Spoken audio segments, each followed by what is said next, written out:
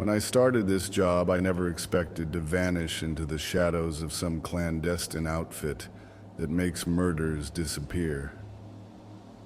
We're not crime scene cleanup in the usual sense. We arrive before a scene even becomes a crime scene, erasing every fragment of evidence so the authorities never get wise. If you've ever read about someone vanishing with no trace, no body, no blood, nothing, chances are we've been there, scrubbing every clue until reality itself has gaps. I used to think I'd seen it all. Smotherings with pillows and teddy bears, a victim stabbed with a fire poker, even one where a man was taken out with a butter knife jammed between his ribs.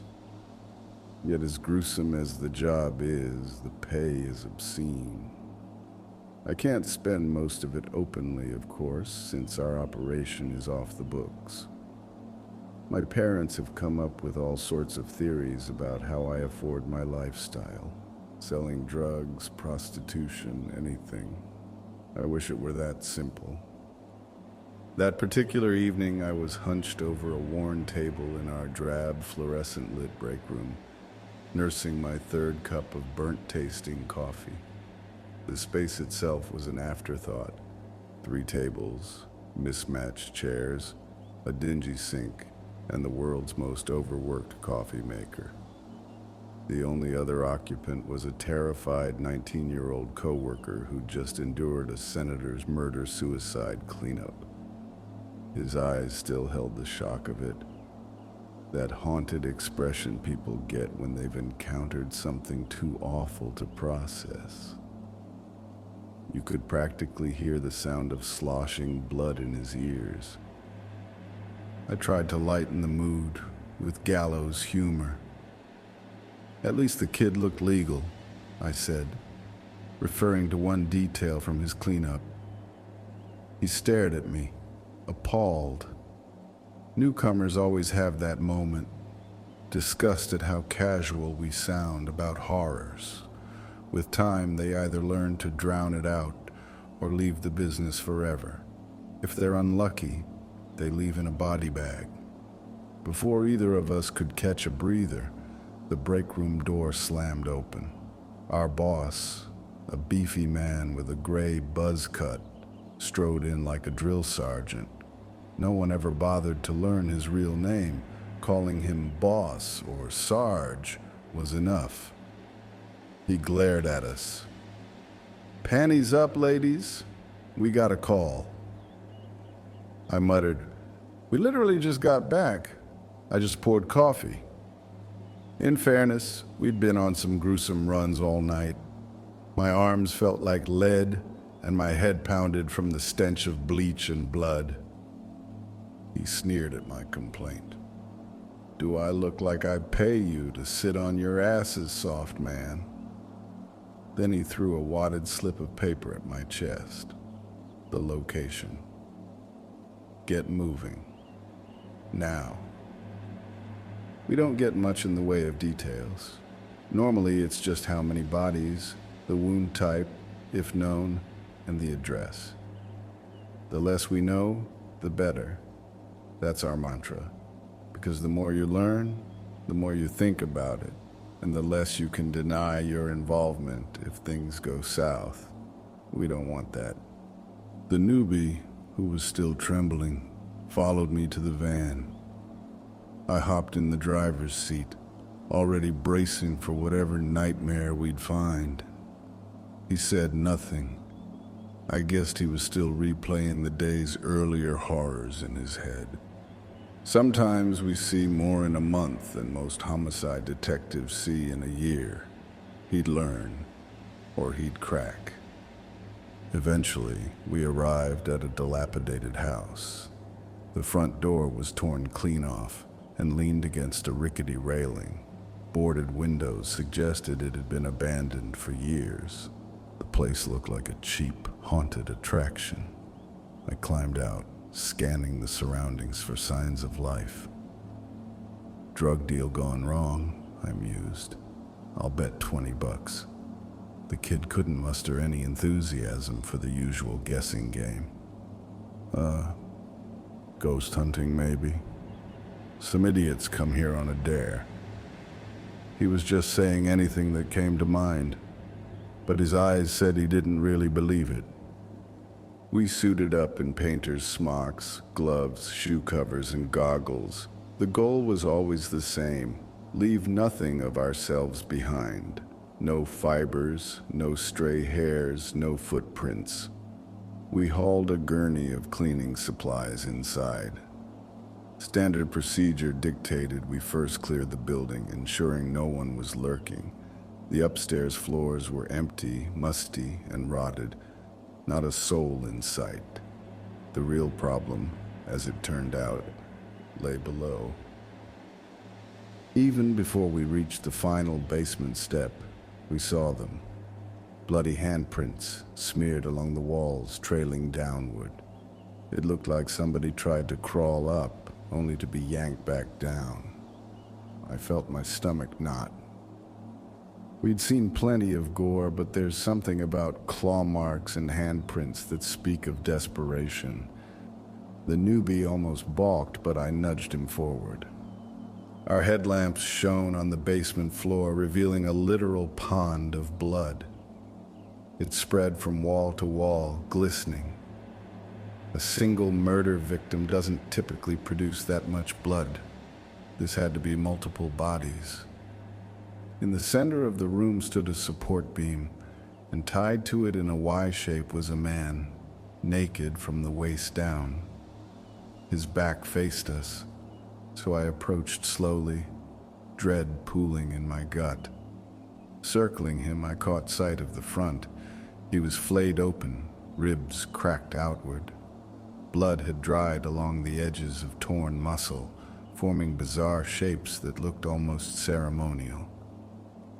His face was twisted in terror, eyes wide, caked in yet more dried blood, forming cryptic patterns. Whatever happened, it was ritualistic. This wasn't just a frenzied crime of passion. The kid gasped behind me, pointing to the far corner. A mound of dismembered corpses, 6, maybe 7, piled in a hideous heap. Body parts jutted out at impossible angles, flesh mangled and reeking. My coworker nearly lost his lunch. I forced myself to focus on the job. "People lie, kid," I muttered when he stammered about how the boss said we'd find only one body. We were dealing with something far more elaborate. Nearby, a gleam caught my eye. I knelt and picked up a dagger. Its silver blade was etched with swirling patterns matching those on the walls and the flayed man's body. The handle boasted rubies and 2 diamonds. The rubies almost seemed to swirl with a crimson liquid, as if they were alive. Shuddering, I used the dagger to slice through the ropes binding the primary victim, then guided the body into a bag, all the while ignoring the trembling in my hands. The kid rummaged through the gore pile, collecting wallets, jewelry, anything that might identify someone. We fenced that stuff at our boss's hidden pawn shop. It helps fund the operation while erasing possible links. He uncovered several necklaces inscribed with cryptic symbols. Concentric circles, smaller dots spiraling outward. I pocketed one out of morbid curiosity. Or maybe I wanted a clue about what the hell this was. We launched into the real work, cleaning up, sopping up the lake of blood with high absorbency pads, bleaching every inch of tile or stone, scraping dried gore off the walls and out of cracks. We'd done this 100 times, but even with that experience, our arms ached from the sheer volume of blood. I replaced splintered wood with our custom fillers, making it look as though nothing had been cracked. The kid had grown silent, locked in autopilot, mopping with dead eyes. Eventually, he climbed the stairs to scrub away the smears on each step. I was double-checking the support beam for residue. Then came the scream. A short, piercing wail cut off abruptly. My heart pounded as I tore up the stairs. There he was, sprawled across the bottom steps, a dagger sticking from his eye socket. The dagger I'd left in our tool caddy moments ago. Blood trickled in a fresh stream, dripping onto the newly cleaned floor. My mind froze. How did it get here? More horrifying, I noticed the handle's rubies.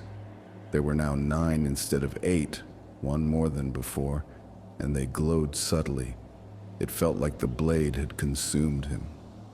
My instincts roared. Get out. I hauled his body upstairs, dumping it onto the gurney alongside the bagged remains. No way was I leaving him behind. We had a set of flammable cleaning agents that double as accelerants if necessary. I grabbed them, drenched the basement, and flicked a match. In seconds, the place was a roaring inferno. We typically don't do arson. It's far too messy, draws attention, but in that moment, the best solution was to incinerate everything, including whatever the dagger might be connected to. As I fled, I couldn't help noticing a hasty symbol spray painted on the removed door, matching the eerie design on the pendant. I snapped a photo, jammed the door in place, and tore out of there. Our custom tires left no tracks, but my mind felt indelibly scarred. Back in our company's nondescript garage, I stumbled out and heaved into a trash can. Another co-worker assigned to tire duty peered into the van and muttered curses in Spanish upon seeing the new kid's corpse. Moments later, our boss arrived, grim-faced. He pried the dagger from the kid's skull. It was spotless, as if no blood could cling to that wicked metal. He demanded details. How many rubies? How many diamonds? How many bodies? When I confessed to torching the place, he gave a grim nod, some twisted mix of relief and fear.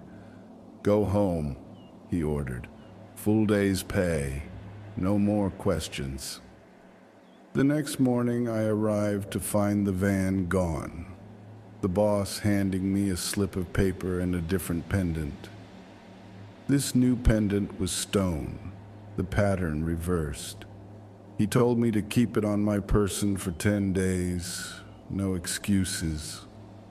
I discovered 2 other co-workers had matching pendants. None of us dared ask why, and the boss offered no explanations. We wore them because we understood that not following orders in this line of work could be fatal. I still have nightmares. That crimson dagger appearing from nowhere. The rookie's terrified face as the blade jammed into his skull. The swirl of blood that defied logic. The basement replays itself in my mind. Those runic markings, that flayed chest, all culminating in an attack from something unseen. I wonder if we unleashed something deeper than mere human evil that night. We never saw anyone else in that house, yet the dagger moved. Those rubies changed. Sometimes in my dreams I see the swirl in them, bright red reaching for me. Life goes on. We still get calls.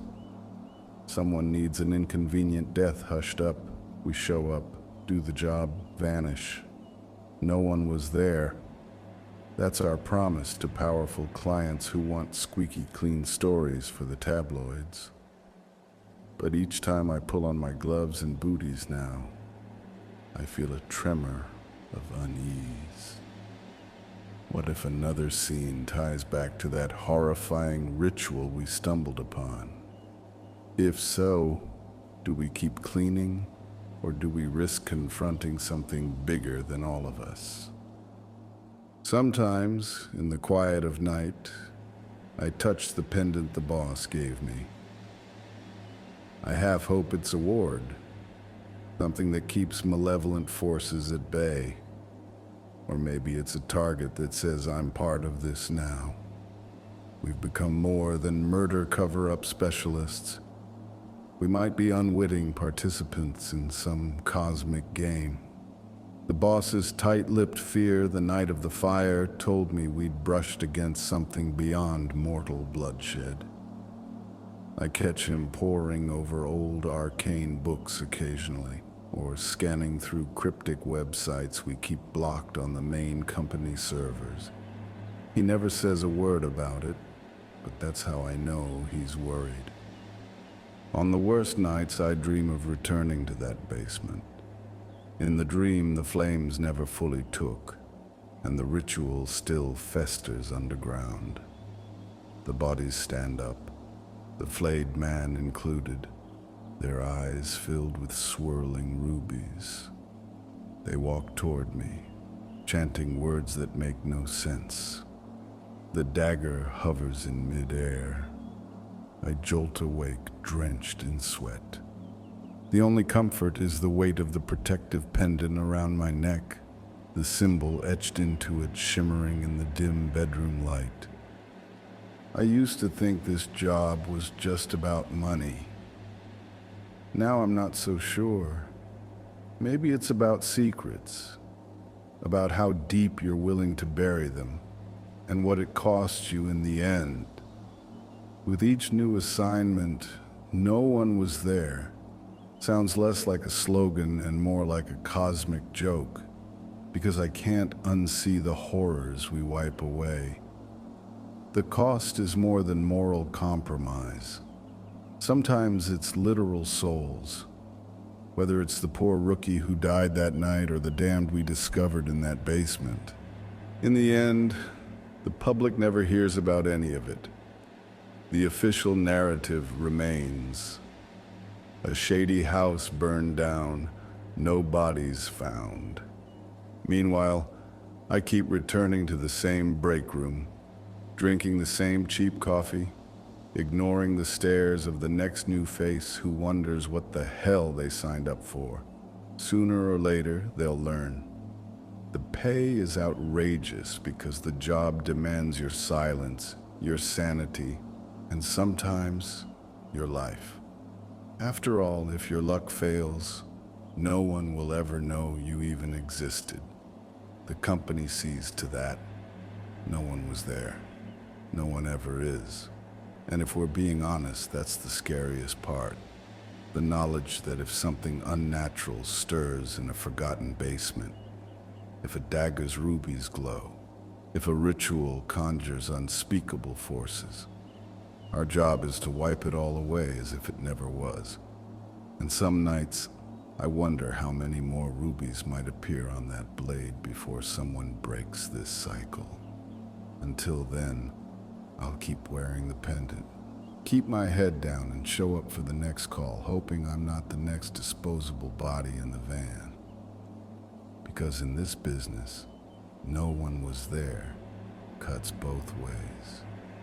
No one will be there to save you either.